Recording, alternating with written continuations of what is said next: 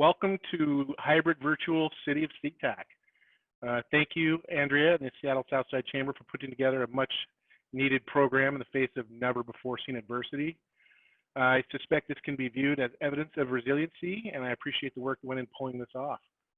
My name is Carl Cole, and I am the city manager of SeaTac. The way this typically works is the host cities are rotated around, and whoever is the host is invited to give a brief overview of the current state of their cities. The schedule is usually known way in advance, and some city managers or mayors show a PowerPoint or a video illustrating the most important things happening in their cities at that time. Then COVID. I say then COVID because I admit that I may not be very resilient right now. The thought of creating another thing for people to stare at on their computer screens after 4 months of doing nothing but, I just couldn't do it to you. And truthfully, I just couldn't do it to me. So I'll just talk, but I promise it will be brief. There's a form of demonstration of resiliency that talks about the ability of a rubber band to return to its original form after stretching. Over time, the rubber band loses its resiliency and breaks. It doesn't bounce back. That tells me that resiliency is not about bouncing back. Resiliency is about adapting to change, whether expected or not, whether of human creation or even because of an invisible bug.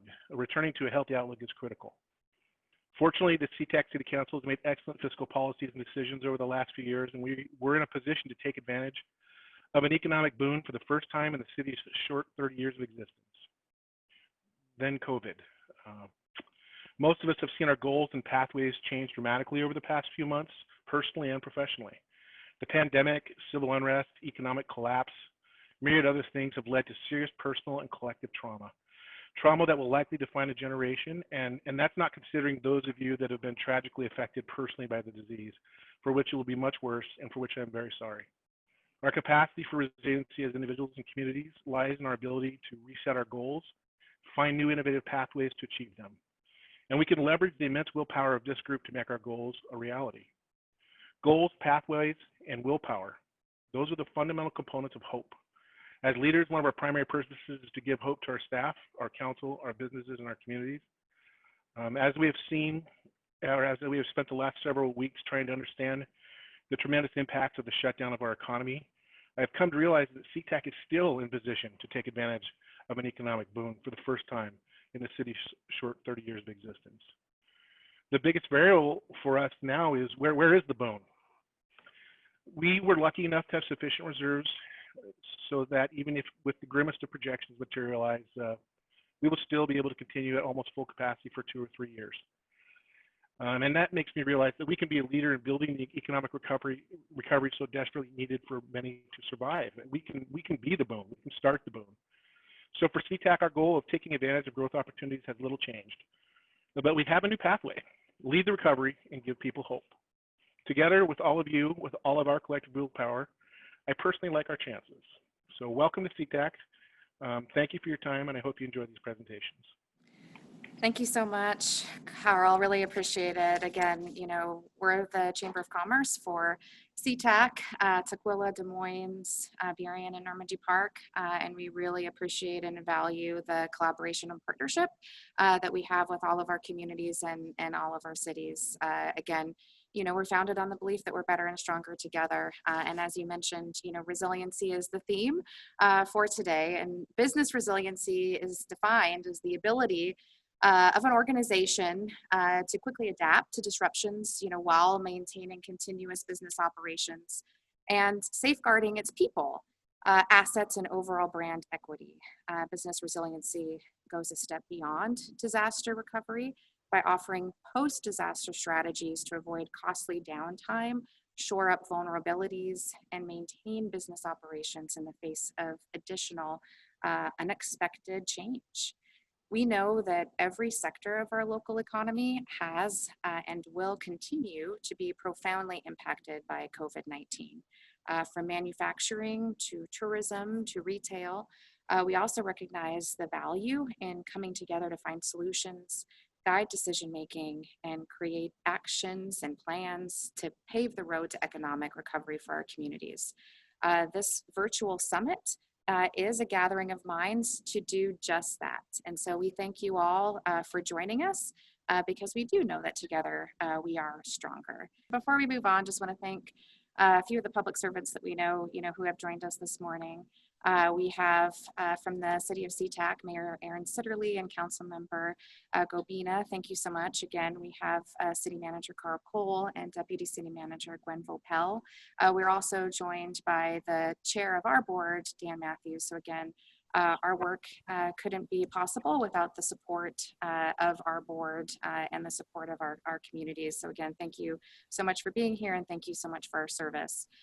We also wouldn't be here if it wasn't for our amazing hybrid host and premier sponsor, Doubletree Suites at South Center, who did a fantastic job of gathering us here again in a safe way for this hybrid event. Just a few of us here in person and lots of us, watching from home. So again, thank you so much to the Doubletree Suites by Hilton, Seattle Airport, South Center. So again, thank you for our hybrid host and premier sponsor to them. Thank you to our civic sponsors and our event sponsor, the Port of Seattle. Thank you to our Civic Circle of Excellence partner, the Seattle Southside Regional Tourism Authority. Thank you to our event sponsors, Alaska Airlines, State Farm, PSAV, who is making sure that all of our technical elements are working here today. Thank you to Alexander Party Rentals and of course, South King Media. We are broadcasting live on Facebook thanks to our amazing media partnership with South King Media. So thank you so much, Scott, for helping us with that. It is now my privilege to introduce Port Commissioner Ryan Calkins for the Port of Seattle. Ryan Calkins was elected to the Port of Seattle Commission in 2017. Commissioner Calkins focuses on sustainable economic development at the Port of Seattle, working to ensure that our region's prosperity is shared among all of our communities. Ryan balances current needs with a long-term vision for the port to ensure that one of our region's most valuable public assets will continue to thrive for generations to come. Ryan also works as a nonprofit professional at Ventures, a great charitable organization that the Chamber is proud to partner with, that supports low-income entrepreneurs to start and grow their businesses in the Puget Sound area. Commissioner Calkins, it's over to you. The one thing I really want to do is to introduce Kris, which I think is the most important thing. So he is today's keynote speaker. Kris Mefford is the president and CEO of Community Attributes, which is a Seattle-based consulting firm that transforms data into analysis and strategies for their clients. Kris founded Community Attributes in 2005. He's known for bringing data to life in engaging ways to understand business and social challenges. He's also, and more importantly, a father of two. Happy Father's Day, Kris, and holds an a BA in mathematics from the University of Northern Iowa, an MS in urban and regional planning from University of Iowa, an MBA from the University of Washington. And I think when you add all those up, that makes him kind of a BFD. So with that, Kris is going to give us today the best real-time data to assist us as we build our economic recovery plan for the South End. I hope that came through clearly. I'm really looking forward to your talk, Kris. You always give us so much good information. And with that, I'm going to turn it over and hope your technology is better than mine. Thank you, Commissioner. It is extremely unfortunate for everyone that the clearest part of your remarks had to do with my introduction. So it's a complete inverse of the value of the words you were speaking there for sure. Let me see if I can bring this up here. Okay, I believe you should be able to see my screen, and I don't see too many other faces, so I'm going to go on faith that my audio and video is coming across all right until I hear otherwise. First of all, thank you for having me, and thank you, Commissioner, for your kind words. I am the least important person on this call, and that's super important to me to convey the work that Andrea and the leadership that Andrea and your team are providing in fearlessly opening up activities and showing how a hybrid conference can be done, and to create a venue for hotels in South King County to open up and invite people to come and to try to do the same thing is super important. And it comes in the face of fears and anxieties that we all have to figure out how to manage for quite some time. That's going to be a recurring theme of my talk, unfortunately, and not surprisingly. But I just want to say kudos to Andrea and team. Andrea's a fantastic leader in this region, as is the Port of Seattle and everything the Port of Seattle leads on. So it's a real privilege for me personally to be a part of this work with all of you. Okay, that said, let me skip through a few slides here just to sort of frame the conversation and ground us in some data and some thinking about where we are. I enjoyed very much being in person with you a year ago and all of your constituents with the Southside Chamber of Commerce. It's a fantastic group. We had a really good event together. Great support from the private sector in South King County as a part of your chamber. And during that phase and during all phases of my career studying the Puget Sound regional economy, one of my standard jokes was showing just how easy it is to be an economist in this region. I'd draw this straight line that it was perfectly flat and going upward, and we just took for granted that this is the way good times happened. So this is a dramatically different era to be an economist in this region than we have had, since really going back to the early 1970s and the famous quantity of layoffs from the Boeing company back then. So now we're in the thick of things and trying to figure out our way out of it. And we've got some real challenges in order to do that. I've got a couple of slides just to cue up an understanding of where I think we are economically. And don't do too much with the dates across the x-axis on this, because anybody's guess is as good as mine. But what we are in now is we are coming out of and trying to come out of a phase of which I simply call the crisis response. This is not tied to any of Governor Inslee's great phases, so apologies for the confusion of the two different uses of the phase terms here. But we are in a phase that I bluntly call no vaccine or treatment. And that creates some challenges. A recurring theme of where we are and where we need to be is an understanding that public health is an economic imperative right now. And the best economic development strategies that our nation and our region can do is to focus on public health. And you're seeing that all over the country and all over the headlines right now, with all this messy middle bit that's reflected in that phase 2 line. We showed, I put this chart together, I think, in about around March 10th, March 15th, as it was becoming clear what we were in for as a region and as a country and as a world. The red line shows just different conceptual ways to think about the virus, about the up and down that's going to be happening. And as we try to reopen things, excuse me, and we try to restore some economic productivity as represented with the green line, that's going to have adverse effects on the virus. And we're seeing that, of course, across many states right now as they are posting record highs. And we're seeing in the state of Washington as well, with more positive cases being diagnosed and reaching back nearly back up to those high water marks that we had in April. So that's a challenge. And what's going to happen with that, and you see it with with strong leadership in the public sector, that we'll have to dial things down again.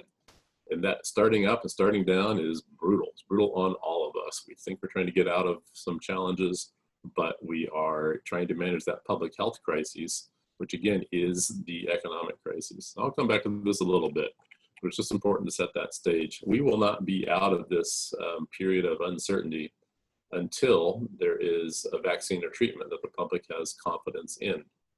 And there's layers of ways to understand that. It's that the public has confidence in is the super important part. And I threw, I have the word June of 2021 up there, but I don't know any more than you do about the likelihood of when a vaccine or treatment at scale will be available. But until that time, we're going to be living under a large amount of uncertainty. And there's nothing that economists and businesses hate worse than uncertainty. So where we were back in as long ago as early 2020, we were at record levels of unemployment. The labor force was back on the uptick after having gone down a little bit in the participation rate across the country. And we thought we were at a low unemployment rate beyond that economists thought was even possible. We talk about we talk about the labor force being at full employment when that unemployment's around 4% or so. And we were down underneath that, which surprised a lot of economists. However, there were strains, and the strains that we had going into this crisis are important to understand the strains that we are adding to ourselves right now, and the strains we'll have coming out of it. One of the strains that I've spoken to for years is Americans' increasing comfort level to leverage our future further and further. And that's a big challenge for us. You see it in the form of incurring more debt. You see longer term mortgages, longer term loans for cars and that sort of thing. We see challenges with student loans, but it's mostly just consumer debt that is reflective of that. But you see it in other areas as well. You see it in higher price to earnings ratios on the stock market. It's just a willingness to place a bet further out in the future on what that return might be, or a willingness to take on more debt in the short term with the confidence that we're going to work our way out of it. And the federal government has that going on as well, of course, has had that going on for a number of years. And as we have to respond with federal resources to get ourselves out of it, it just creates a heavier burden that's going to challenge the recovery for a bit of a longer time. I have more slides that I'm going to speak to. This slide needs no introduction. It just simply shows the awareness of what the it is we're talking about. These are where the virus has hit, and this is an outdated slide, of course, because there's those red circles have done nothing but grow since then. But we are all painfully familiar with this graphic, whereas a few months ago we wouldn't have known what that was. We wrote a study for the Seattle Chamber to think through what the virus impacts might be. And we had to trace through first just what the virus impacts were before we could understand the potential economic consequences. And we wrote this back in mid-March. And at the time, I took a lot of flack for how negative the outlook was. And of course, now you look at these bullets on the slides, and it looks as plain as the nose on our face because we've been living this. And that report that we wrote in mid-March that painted with some fear what we might be in for now looks back like a playbook of what actually happened, with not a lot of surprise, hindsight being 2020. So to work our way out of it, of course, a number of interventions are needed, all of which we're seeing and happening. Every part of the financial system needs to participate in this. And we're all in this together, both on the public safety side, as well as the economy side. Of course, consumer-facing sectors are the ones that we immediately most associated with the virus impacts. And this just goes to show how important those consumer-facing sectors are, with nearly 700,000 jobs statewide and more than 300,000 jobs in the Puget Sound region in the greater Seattle area, just in those industries that are thought to be consumer-facing. Again, we put these slides up originally back in March to think through what the scale of effects are. In reality, it's hit all industries. We can talk about that a little bit as well. We've also, at my company, been grateful to support a regional survey. The City of Seattle, the Mayor's Office got out in front on this at the beginning to survey their constituents in the city, and the number of businesses around the number of communities around the region piggybacked on that survey so we could broaden the utility of it and to think through region-wide what these impacts might be. These slides focus on King County as a whole, and it shows just most folks reacted very quickly. And this is very much a small business-oriented survey to talk about what were the impacts expected. Most folks reacted quickly with some reduction of staff, some reduction of hours. And of course, there is a concern about many small businesses not withstanding the economic burden of working their way through this crisis and to be able to open up again. These are the reasons why that is the case. Lack of cash reserves. It is unrealistic to expect any small or medium-sized business to have that much cash reserves on hand to completely shut down and turn off a source of revenue over a sustained period of time. Most companies, when we hear about the failure rate of small business, they're not well enough capitalized is the standard refrain, and that's during normal times and good times. So to be hit with this sort of a challenge is just, like I said, unrealistic to think that small businesses can withstand that. This plays out how the unemployment claims have happened, updated recently, and these are just the initial unemployment claims. So it's possible for most of those claims back in March and April that many of those people have not returned to work. Our unemployment rate is about 14% right now, which frankly is a little lower than I feared that it would be when we started working on this. These data these have not been adjusted to reflect the fraudulent claims that we all know happened in the state of Washington. And while the dollars have been recovered on the state side to a large extent, their data and numbers on unemployment claims have not been adjusted. So these are exaggerated at least somewhat, but we don't know exactly the numbers. I think the story is the same without a doubt, the order of magnitude. The big point of this slide is how dramatic these unemployment claims are. The state unemployment insurance system was never designed to scale at this point, right? So you're looking at those weekly initial claims in the first part of Q1 in the range of 2,800 to 4,000. That is the scale of unemployment, or a little bit larger, that this system is designed to support. So when you increase it by as much as 30-fold as that peak number in April, that really breaks down this system. You just can't expect Washington businesses to bear the insurance premiums that come with this level of payout.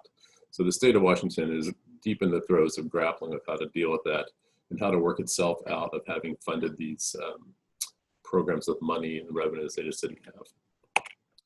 Let's skip through some slides because there's a lot to talk about. We can come back and refer to some of these during Q&A if you'd like. This just highlights some of the consumer-facing pieces. And on a national level, it's difficult to get our hands around. There's so much uncertainty right now. Most folks are forecasting a downturn of gross domestic product in 2020 in the 8% range right now. That is a huge decrease. This is a metric that people hang on at the tenths of the percent level. So if it goes from 2.3% to 2.1%, that's a big deal. And so to go from positive 2.1% down to negative 8%, that is a catastrophe by any measure of the national economy. We do expect it to rebound year over year next year. China's interesting in that they're not expected to get into negative territory, but they've been so high and they've been such a big part of the global economy that for them to drop down to something as low as 1% has also devastating impacts across the economy. And of course, Washington State and the Port of Seattle are heavily vested in trade, with more than 40% of our jobs statewide tied to trade. Getting a little closer to home for the Puget Sound region, for the greater Seattle area, the Seattle bars being in gray show a prediction of a 4% decline in regional gross domestic product. How that might play out quarter by quarter moving forward, we expect it to bump up a little bit in Q3 and a little bit in Q4. But these are annualized numbers too, which is not the best way to show this, because it says what if these rates continued for a year. It's useful for comparison, but for comparison from during normal times, but in situations like this, drastic, it's a little bit misleading. But these are all super uncertain, right? No one knows. And we see this with the dialing up and the dialing down. I personally would rather see a slow, safe return rather than rushing to pop these productivity numbers up and have to shut it back down again. I submit it's more costly to businesses to have to try to start up and start back, to start up and shut back down and start up again, rather than just going slow and steady. I'm about done burdening you with bar charts and line charts. I just want to set the tone for all areas of our economy that are drastically hit. We can come back and talk about these. We had areas of concerns about equity and other issues in our region before this crisis. We talked about the federal help a little bit. The $2.5 trillion that's been put out so far is equivalent to about 15% of our gross domestic product. So you would think, by comparison to the decline of GDP at about 8%, that that'd be a good number to cover. But of course, the problem is the efficiency of the distribution of those numbers, and how can that $2.5 trillion be pushed out in an efficient way? And all the challenges we've seen with the PPP loans and other things have shown that story about how difficult it is to give money away. Well, again, to push through some of the uncertainty here, I just want to set the stage a little bit by showing some pictures of how much our economy depends on crowds.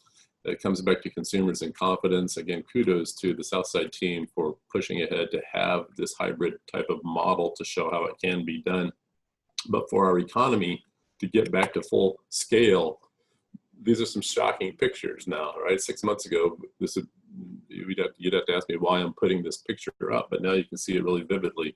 For our economy to get back up to running at capacity, that will not happen until events like this can happen safely, which will not happen until public confidence exists in a vaccine and a treatment. This is one that sometimes gets overlooked, but childcare is super important. Anyone on this call listening in, if you have little kids at home or you have colleagues with school age or younger kids, you understand how important childcare is for the workforce to come back.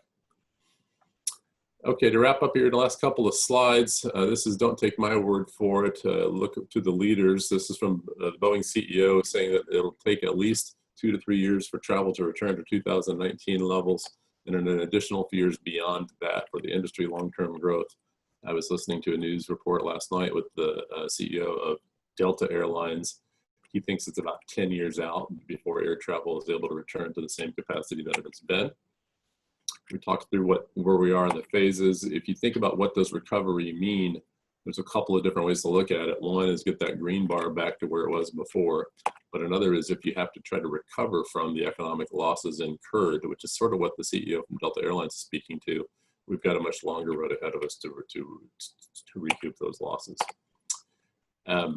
As I've mentioned, public health is economic resilience. It used to be something we sort of just spoke to and said, isn't it great that the Scandinavian countries and other folks have all these programs in place to support public health? But I think that case has been made loudly and clearly in the US now about how critical public is for our economic resilience. There are some good things that will come out of this. They certainly won't offset the bad things, but there are some things that were already underway that the technology embrace will accelerate. So we'll look to those opportunities, and as we start to think about what a recovery strategy looks like, we will try to leverage these as best we can to find growth opportunities where there are and get back on track. That'll conclude my remarks. Thank you again, Andrea and team, for having me. Look forward to a vibrant discussion.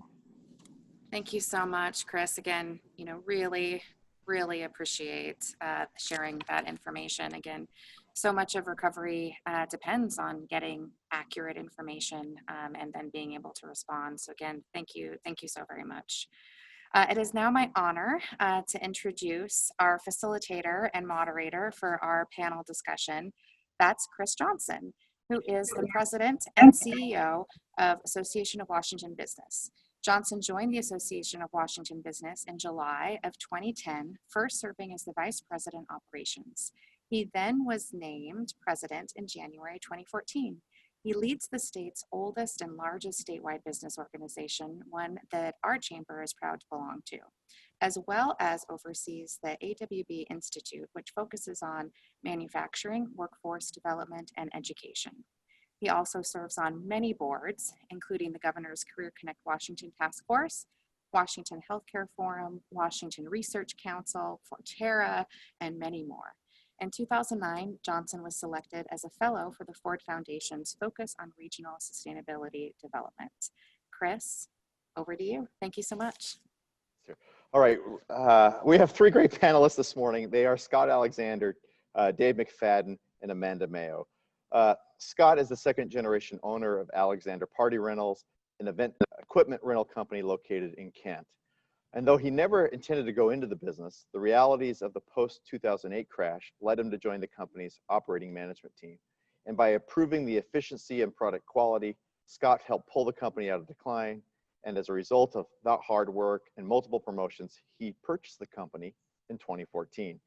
He's continued to modernize and adapt the company's practices, leading to business growth and emergence as a local industry leader. Most recently, Scott has led the company through COVID-19 crisis by rethinking and pivoting his business model, which has allowed him to maintain cash flow and retain key people and provide clients with important solutions. He's an avid skier and dog lover. Welcome, Scott. David McFadden is the Dean of Economic in the state of Washington, having both experience in Yakima and here in Seattle, and today leads a number of strategic efforts for the Port of Seattle.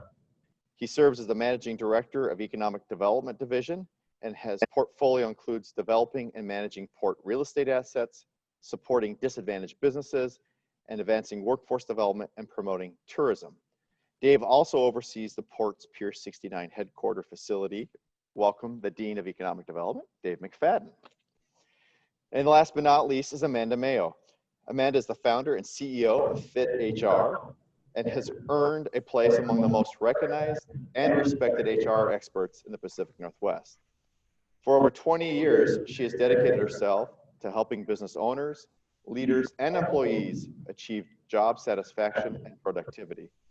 Her efforts have paid off in unique ability to create healthy and productive cultures, and more important, the consistent satisfaction of her clients. She too is a dog lover. So please welcome our panelists this morning. Our first question is going to go to Scott and then to Dave, and that is, what's the first step to getting back on track after having been knocked off in this COVID crisis? Scott? Yeah, thanks so much, Kris. So the short answer is you have to adapt your plan. Before COVID, all businesses or organizations, they had a goal for 2020 and a plan of how to get there. And whatever your plan was, chances are COVID very rapidly upended that plan. To get back on track in a crisis like COVID and regain some semblance of control, and organizations and its leaders need to make a new plan and reestablish, new reasonable goals for the current situation. And to do that, the first thing you've got to do is gather data, ideally from experts, of what is going on and understand how what they are predicting is going to affect your organization. For us as a event rental business completely tied to large scale events, the situation was really bleak. We were looking at catastrophic revenue loss where we would probably not be able to operate for the foreseeable future. So once you've realized where you're headed, you need to determine, once you've determined your likely outcome, you need to decide how to change your plan to improve that outcome. And I really suggest you get creative here. You have to completely rethink your business plan and think outside of the box. For us, we had a bunch of event tents lying around and we thought maybe the healthcare industry could make use of these. We weren't sure at the time. It was successful, so now we look back and we go, that was obvious, but we weren't sure that was going to pay off, so we also hedged our bet, and we made sure that we also made a plan to establish more additional lines of financing in case we really couldn't adapt the business model and we just had to sustain until we could return to some sense of normalcy.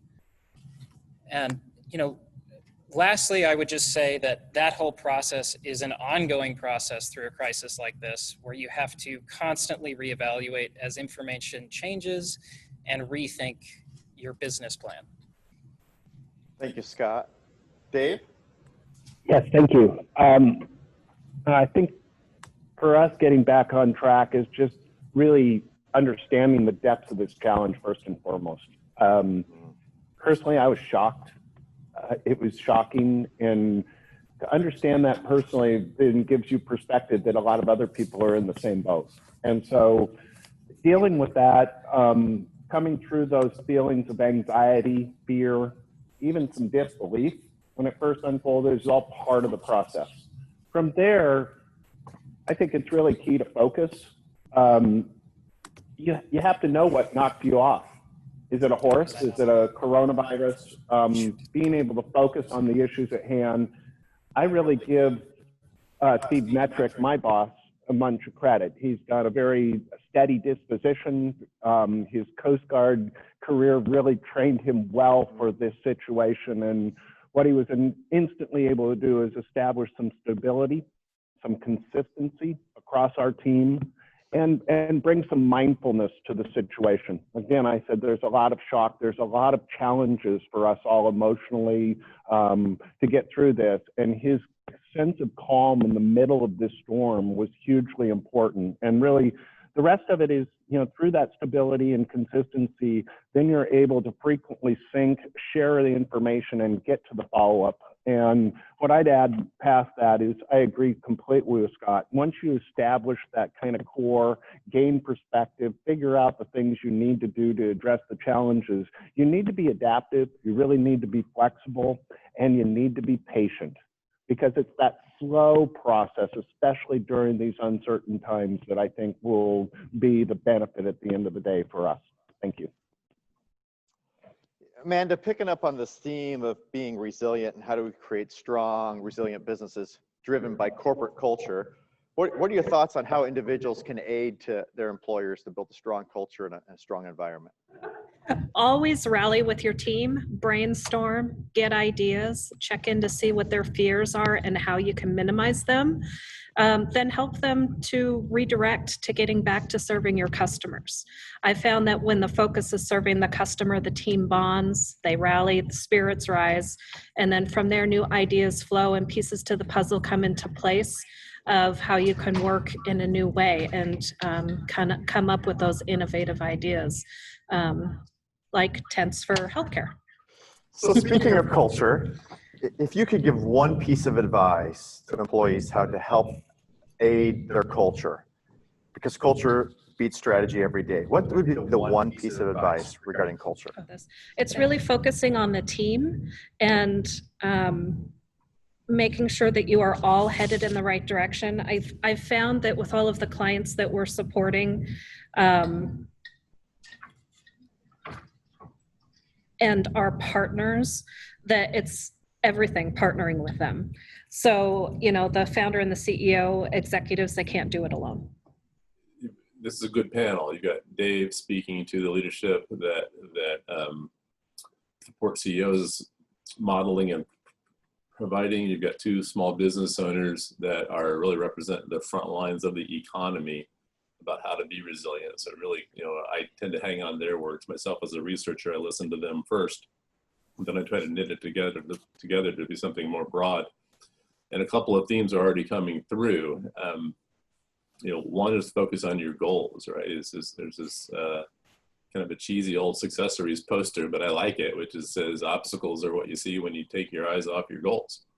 And there's another way to say some of that stuff, which is to say when all else fails, do your job. One more thing that I like to say when it comes to finding market opportunities, especially right now when so many businesses are knocked on their keister trying to find a way to get back up, is to start with helping somebody, right? A market is simply an exchange of supply and demand, and that demand means whomever's supplying, you're helping them with something. So find those opportunities so you can stand up and help somebody do it. I mean, the hotel that you're in right now is modeling that, right? We're trying to find a way out of the Zoom calls, and this hotel is helping by the social distancing of the panelists and creating this environment.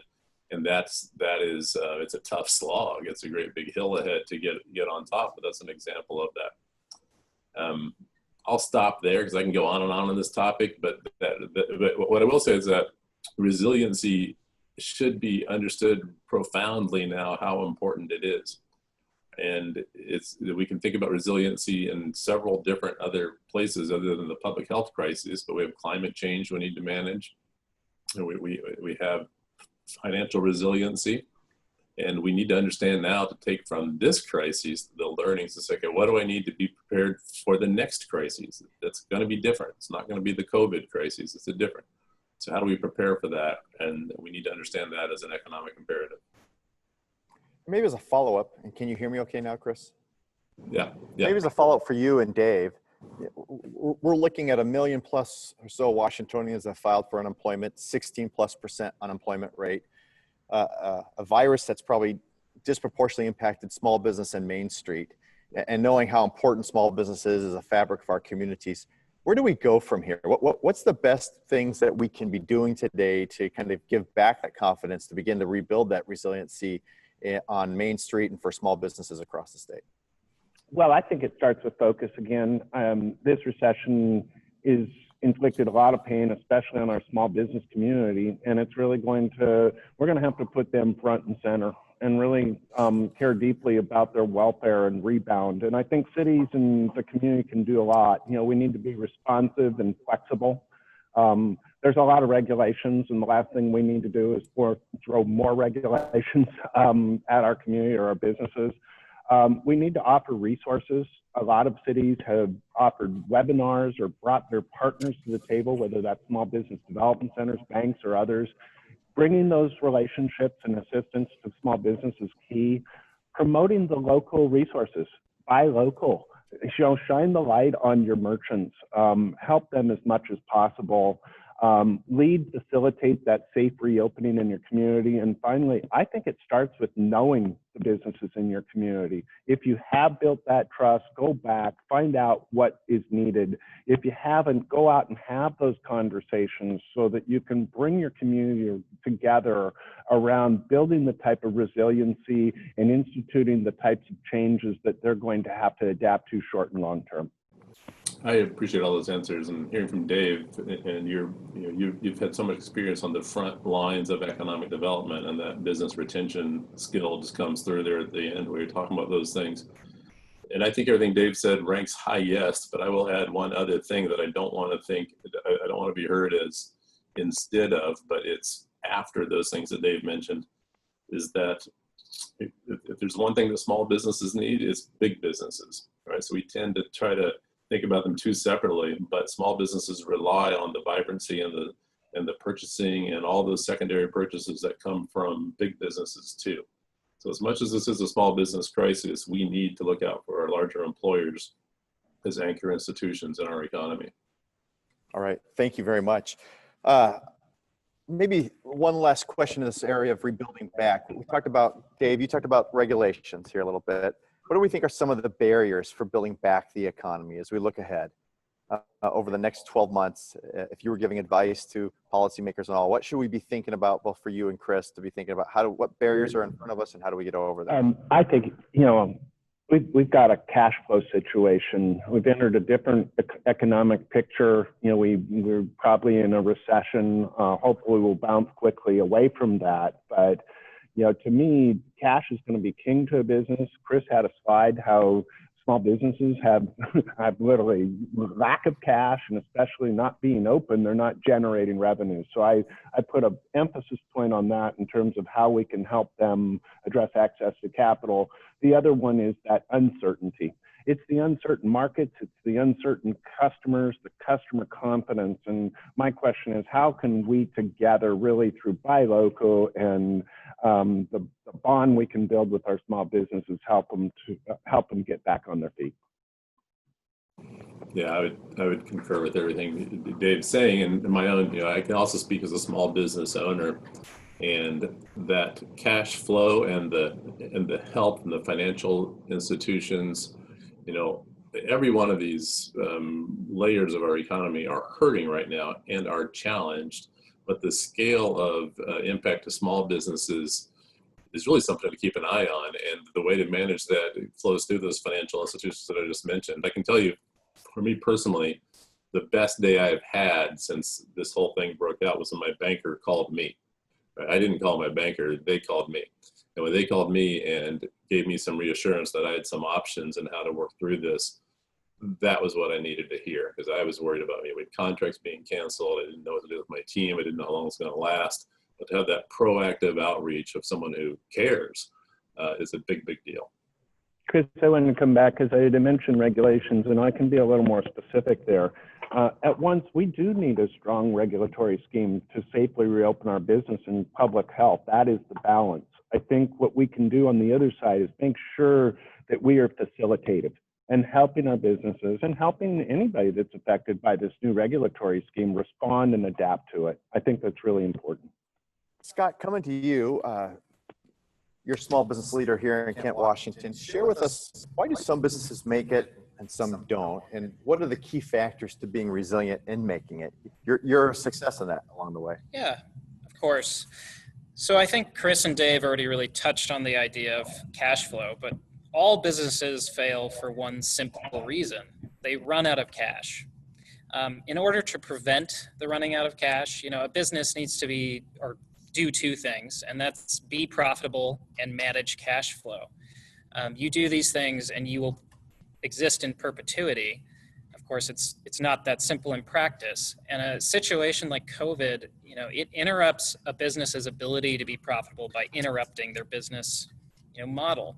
They frankly just can't sell to the same people they were selling to before, or the same product in many cases, or operate at all. So companies that fail in this environment are going to be one of two categories. Either it's going to be those that fail to get the financing that they need, or those that fail to adapt their business model.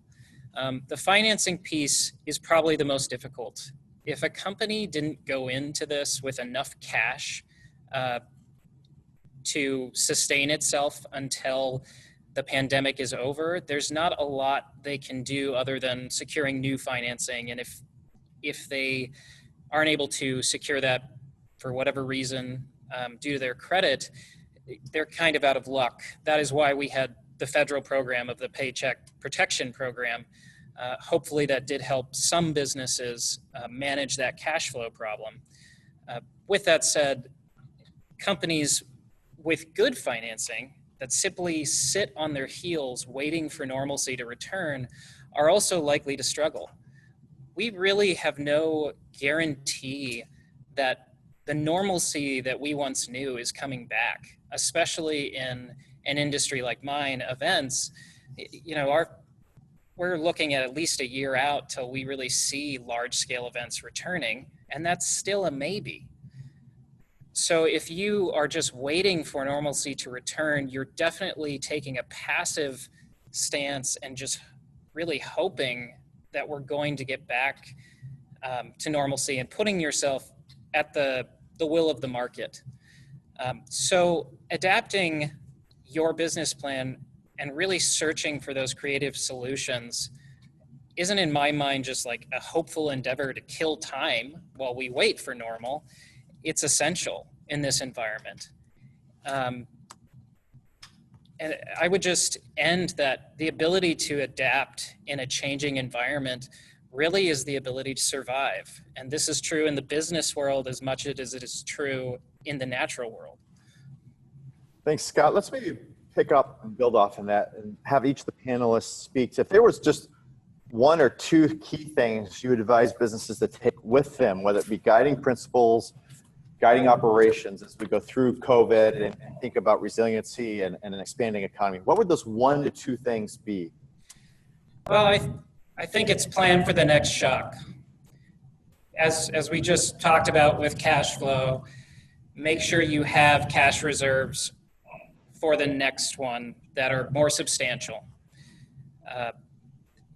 And it may be that you plan for a year of no revenue. That's not reasonable for most small businesses. Kris said that early on, but at least going beyond a month of cash and say at least a quarter.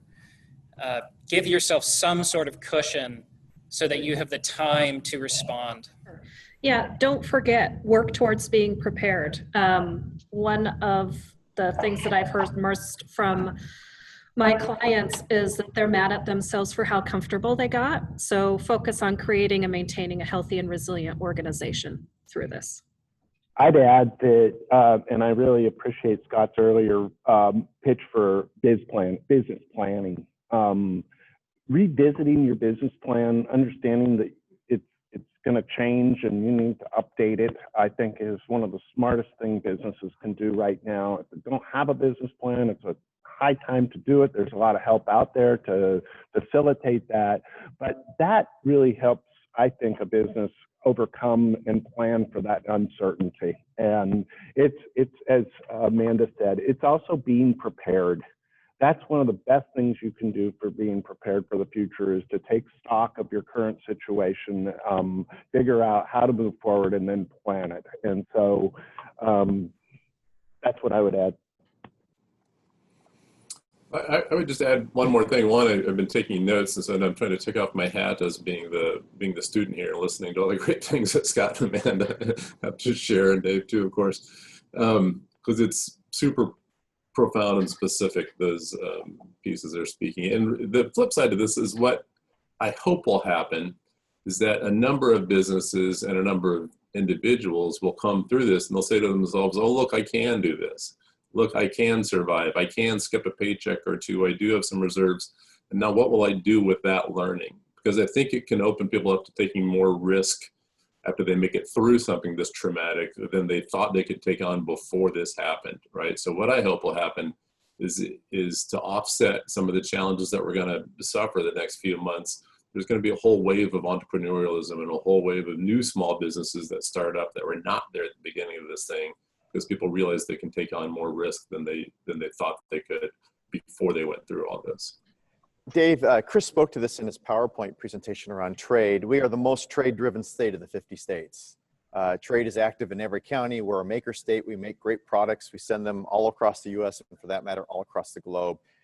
Could you speak to a little bit of what the forecast for trade looks like a little bit? What is the port seeing today, and maybe what do you project seeing over the next 6 to 12 months? I wish I could, but Kris, that's probably the $64,000 question. We're seeing trade, dive down in the wrong direction, just like a lot of our other economic indicators, and tremendous uncertainty. Earlier we thought, well, as China gets back on its feet, that'll get the ships and the cargo, moving again. Well, that hasn't happened yet, and so it's left us with a really difficult question of going, okay, so if that's not happening, when will it happen? And when will we get this two-way flow of goods and services going again? I wish I had an exact answer to that, but I think we're still moving through that period of uncertainty. I think our trade policies at the federal level matter, and I think we need to go back to our consumer. We're a consumer-driven economy, and we need to have that restore and people buying things again, really to support that flow of goods and materials internationally. I'll just add to what Dave said there about the federal trade policy. There are many industries who would say to you, hey, the damage was done to our industry before this happened. If you look at agriculture across the state of Washington, what the tariffs have done, what the trade war with China have done, let's not let the virus obscure our awareness of how damaging these trade wars have been to international trade. I think there was an active conversation going into COVID about workforce development and what the future of work would look like. I might start with asking this question to Amanda and to Scott, but as you think ahead about the types of teams you're going to be building at your companies, does the skill sets look different in employees coming out of COVID-19 or not? In the 2008 crisis and in 9/11, we saw a major reset in workforce that was out there. I'd be curious to get your insights on skills and also open that up to Kris and Dave as well. Good. I think it's an excellent question, and people have been thinking about that. I don't know about skill set. I think a lot of the jobs that we had before will remain for quite some time. I think it's more the fears that people are going to have and the uncertainty and the demands that they're going to put on organizations. I think that is going to be a really big deal. What does the work from home look like? What does the office look like? Right now, we have a ton of massive offices that look like cube farms, and that's going to probably change and go back as well. So I think there is going to be, we're hearing a lot of the younger workers now more concerned about retirement savings options, not as much conversation as high comp conversations that we've had the last few years. So they've been properly scared during this. And so I think organizations are going to have to pivot and look at their total compensation models and what their values are and how they operate within their team dynamics and their entire business operations. Yeah. I do like, Kris, the way you asked the question about skills, I think is really useful to focus on in and of itself. Economists are often burdened by the form in which data come to us. And if you look at industries and you look at occupations as titles, they don't do justice to an awareness of the workforce and what assets the workforce can bring and nurture. So to understand those skills at a skill level and to think about how transferable are those skills into new occupations and new ways of doing business, like Amanda just spoke to, I think that's got to be where the focus is at the skill level. How can those skills be put to use in a new economy? Yeah, in terms of skills, I think the IT Zoom nerd is going to be in high demand. But certainly, just in terms of our own business, we're just looking at the new work from home model and what that can mean for our workforce and how allowing work from home is going to allow us to save money to then save resources to retrain staff and compensate staff to make sure we maintain them. I would add, I don't see a dramatic change in the demand for highly skilled workforce. Still a demand for STEM degrees, but add to that more basic things. Work habits, team building skills are still going to be essential to me, as well as credentials or some type of degree options past high school. I still think we're in a value-added economy that is going to depend on the skill quotient of our people. And so that will stay the same, but I'd add, this working online is a game changer. And we've had, I think, over half of our workforce online. We've seen our employees like it. Managers seem to see it works, but it's still in process. How do we sustain the gains? How do we measure that productivity more accurately? How do we shift to that culture where we're not all in one facilities, but we're distributed through many facilities? This is what Scott was saying about needing IT Zoom professionals. I think I see a position opening up at the Seattle Southside Chamber of Commerce.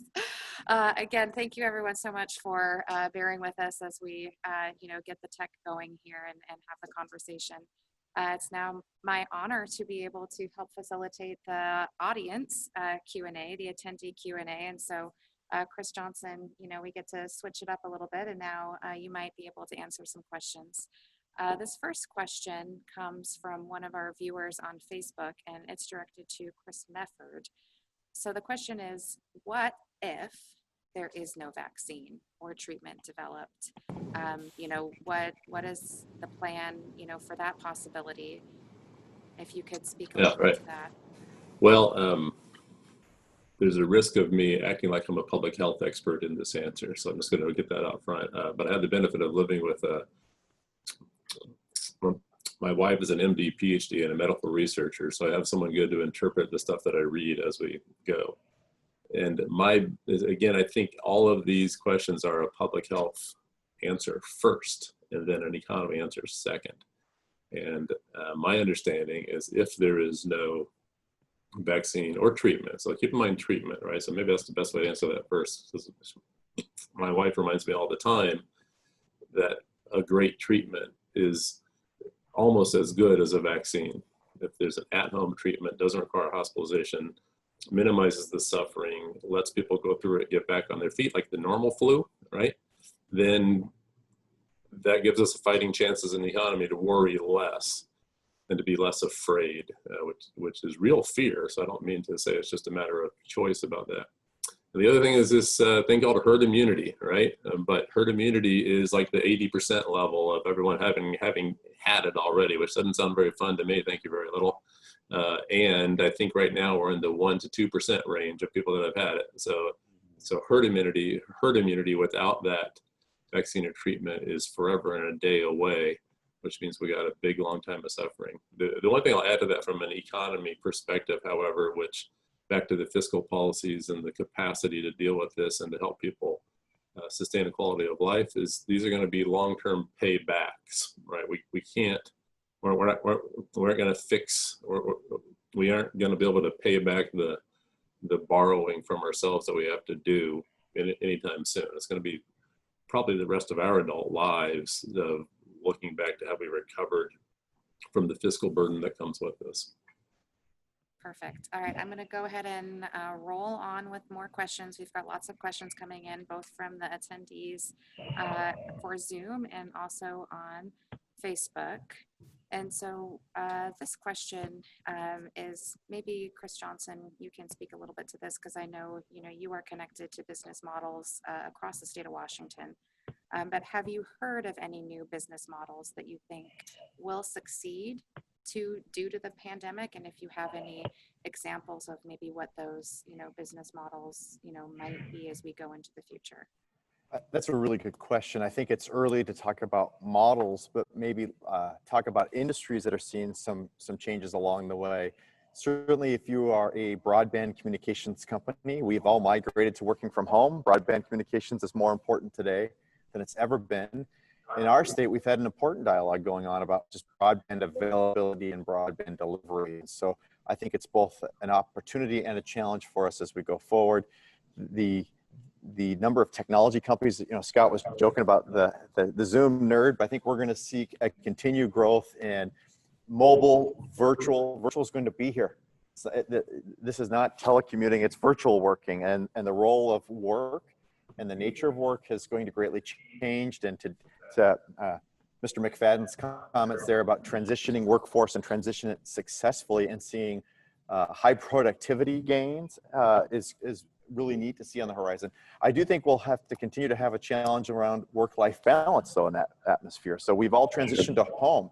Now the challenge is we see the laptop sitting there when we walk by it, and there's a gravitational pull for some of us. Me, I'm guilty of it, to saying I should hop on that and see that. So work-life balance is a challenge here. But from an industry perspective, I think if you are in the technology-related arena and you can harness that with broadband, and you have an ability to serve customers in a contactless or high-tech way, there's some opportunities there, certainly.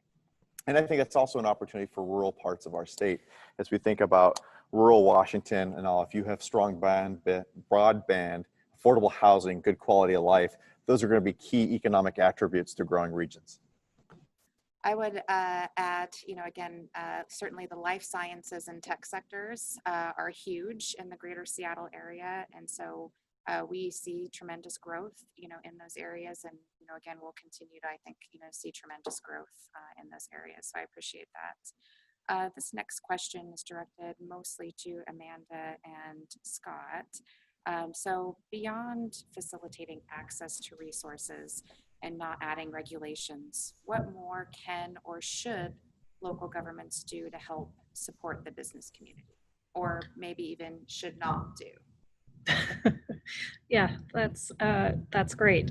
I've actually been thinking about this and talking about it with a number of business owners that I partner with, small business owners that I partner with, and everyone was, I'm specifically focusing on the small to mid-sized business owner and leaders. They were just incredibly ill-equipped. We were all surprised, but they were ill-equipped. So there are a number of businesses that had gone through, like cities will put together incubator programs and teach and educate small business owners on what they need to have a healthy foundation and to grow. And I think this could be a component of that. I think they're craving it and they don't want to fail again. I think some of the panelists have talked about how some people are surprised that they are doing better than they expected, but this is going to continue for quite a long time. So there's still a ton of fear, but also just being ill-equipped. So I think if there's any kind of education programs that we could do to help the business owner do it themselves. There's a ton of consultants out there that can do all kinds of stuff for them, but they can't afford a lot. So they have to balance that. And it's best for them to dig into their own business and understand their own risk tolerances, do their own SWOT analysis and determine what is the business continuation programs and things they need to do for themselves, now that they can be smart going into thriving. And then once they're thriving, there's a ton of things that they can do then to prepare for the next surprise. So that's something that I've been thinking about and talking about. I would simply add that I would like local leaders to make sure they don't move too fast. I think that's already been said, but as a small business owner and talking with other small business owners, the worst thing that could happen right now is that we have to take a step backwards. When I look at something like Governor Jay Inslee's phase program, in every step of the phase program, every business is having to completely reanalyze its business model, make a new plan, and figure out what they're doing. And to take a step backwards would just be a huge shock to us. So I would much rather see that we do it more slowly and do it effectively and don't need to revert backwards. Thank you. Yes, slow and steady. Absolutely. I think, Amanda, some of what you were saying about just, helping to provide, those resources, to businesses, again, just a plug for the Chamber of Commerce, right? And AWB and organizations that exist to help, support small business and, create thriving communities. We also partner a lot with the Small Business Development Center. We're fortunate to have a great SBDC at Highline College. And so we say to our small business owners all the time, please, do not, struggle alone. We are your partner. We are your collaborator. We are stronger together. So, happy to help with that. We have another question that has come in, and this is a little bit more of a political question. So we'll see who feels political this morning, or I guess, now it's afternoon. But we have an election coming up in November. Our president has talked about, being a disruptor, and, what do we think about, what might happen with a November election, and just with what the state of the current, political climate is, and how does that, potentially, impact, what's happening with business and the economy. And so the person who phrased the question said, can we talk about the elephant in the room? I'll warm it up. So There you go. Thanks. I've got the safety of my own office here, so I can retreat comfortably if I need to. Let's talk about policy. How about that, right? So regardless of who's elected and what the administrations are, the goal has to be to restore America's place in the global economy. And I think that is reversing some of this administration's policy. It is going back to an appreciation that it is through open markets and open trade that we find economic opportunity. And if you've ever heard me speak with most talks, I didn't do it this time, but I think I did it when I was in there in person with you last year. I open up with, there's only two ways you can grow an economy. And one is through trade and the other is through importing capital. So we have to be able to have good functional business relationships across the globe. And whomever's in office, if it's the same administration, fingers crossed that there's enough solid leaders that can get that point across and restore us back to more prominence on a global economy. How's that for dodging that specifics? That's perfect. That's perfect. That was good, avoiding the giant elephant in the room. Kris Johnson has something to add. Oh, I won't do as well as Kris did on that regard. I think at the end of the day, elections matter. And maybe this election matters for Washingtonians more than ever, as the state has a $9 billion deficit on a $50 billion budget. And elections really matter because it's really important that the people that we send to Olympia this next session have a huge task in front of them about how do you reconcile a state's economy with the budget challenges that we have underway. We believe we're going to have to be rebuilding this economy. And that is going to take an everything and the kitchen sink perspective about how we rebuild a stronger economy that works for every sector, for all types of people located in every part of the state. Dave McFadden knows what that's like. He's had to, in Yakima County, rebuilt economies that are there. It takes every tool in our toolbox, and we're gonna have to come together. We're gonna have to come together as a state. We're gonna have to come together as sectors. We're gonna have to come together as parties. We're gonna have to encourage party leaders to come together to figure out how do we solve this economy and move forward. Because certainly employers, just like we as everyday citizens, crave a couple things. We crave certainty. We crave predictability. We crave reliability that's in there. And as we do all of this, we're also going to have to do it in a very, with a lot of headwinds in front of us, whether they be in a trade-related arena, whether they be in an emerging related arena around workforce, and we don't know about a next round of COVID. I think Scott was mentioning this. Is there a next round, and if there is a next round, or do we have a vaccine and all? So complex decisions that have to be made. But as it relates to the economy and thinking about it in that matter, we face real big headwinds.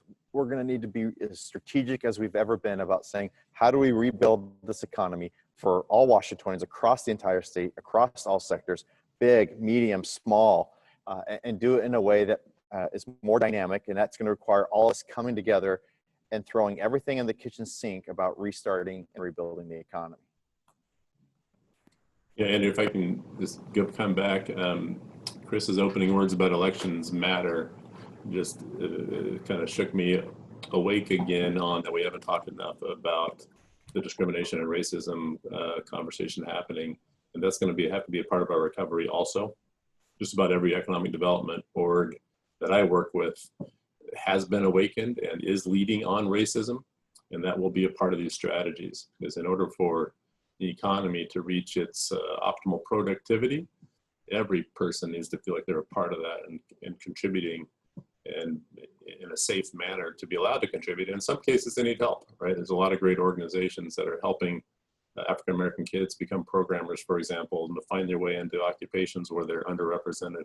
So it's critical that we touch on that at least, because it ranks actually very high in these recovery strategies, which is great. I appreciate that, Kris. Yes, we touched on some of those topics when we had our Economic Equity Summit back in February, when we gathered as a group of over 300 people together to talk about this. And again, we knew those inequities existed before COVID, and now with COVID, things that maybe we could compartmentalize a little bit more. We cannot do that any longer. Yeah. So in South King County, especially with your leadership there, I mean, South King County is absolutely where South King County needs the lead on that, and it's all very good stuff. I'd add here too, because this is a good thing to build on, that one of the things we can do with our communities is just not overlook our ethnic entrepreneurs. We have over, I think, 100 languages down here in South King County, which means we probably have 100 different sizes, shapes, and complexions of ethnic businesses. I sense are disproportionately impacted, younger, struggling. Let's not forget about them. They represent opportunity for the future if we can carry them forward and help them get back on their feet as businesses and as communities. Absolutely. And it just, again, commend, the Port's leadership, and everything that the Port has done, for equity, diversity, and inclusion. So again, thank you so much, Dave. And thank you, Kris Mefford and Kris Johnson. That does conclude our Q&A. So again, thank you so much to our panelists and our speakers for being here with us this morning. We do have a short video message from our partner and sponsor, the Seattle Southside Regional Tourism Authority. We share more than a name, we share a vision for our region. And so Renata, if you wouldn't mind just queuing up that video for everyone. And then don't go away, because we still have our screen prize winner to give away as well. So hold on while we cue that up. Thank you so much.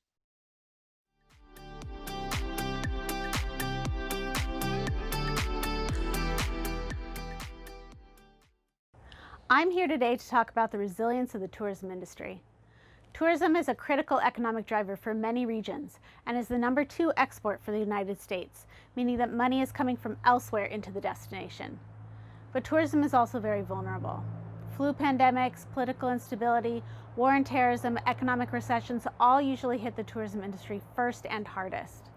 And sometimes, while in the depths of a crisis, it's easy to forget that the tourism industry has experienced many setbacks throughout history, and it always recovers, for the simple reason that human beings travel.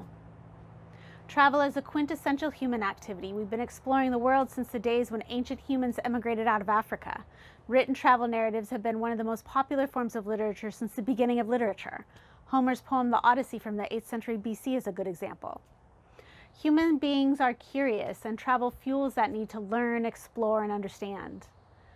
Prior to the pandemic, the travel industry was the second fastest growing sector in the global economy, contributing $2.6 trillion to the US economy and supporting 15.8 million American jobs. Unfortunately, half those jobs have disappeared. This pandemic has made it more apparent than ever that when tourism thrives, so does the economy. It's more than just our short-term memories that bring us back to traveling. With each crisis, all sectors of the tourism industry have adjusted and become more innovative. We've concentrated on the immediate needs for survival while maintaining our focus on that path forward. Resiliency is not about avoiding difficulties, it's about recovering from those setbacks, becoming more inventive, more accessible, and more meaningful due to the challenges we face. And why is the tourism industry so agile? Because it's also the hospitality industry. It's about people, and people in the hospitality industry are focused on giving other people once-in-a-lifetime, soul-searching, mind-expanding experiences, and people are resilient. Think of all the species on the planet. Which species is able to live in every environment on the planet, adjusting and adapting their lifestyles and culture to meet their surroundings and thriving in variable conditions? People have. People are at the core of tourism, and we are resilient. We got this.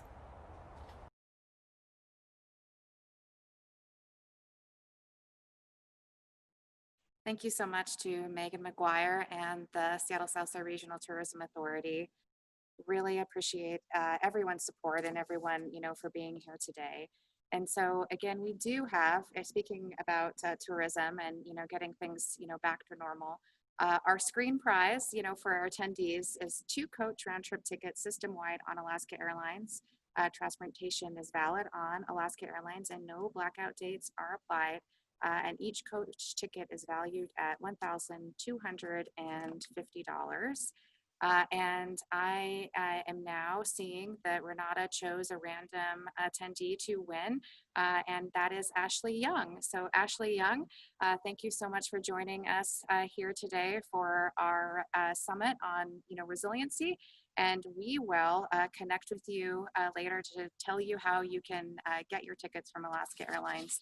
Again, just want to say, final thank you, to our speakers and, to all of our panelists for being here. Thank you so much to our hybrid host and premier sponsor, the DoubleTree Suites. Thank you to our attendees, who were patient with us as we, suffered through a few technical glitches as we were all adapting and being resilient to our new surroundings and our new world. Thank you to our event sponsor, the Port of Seattle, our civic sponsors, the Seattle Lines, State Farm, yes, Alexander Party Rentals, and South King Media. Again, thank you everyone so much for being here. We appreciate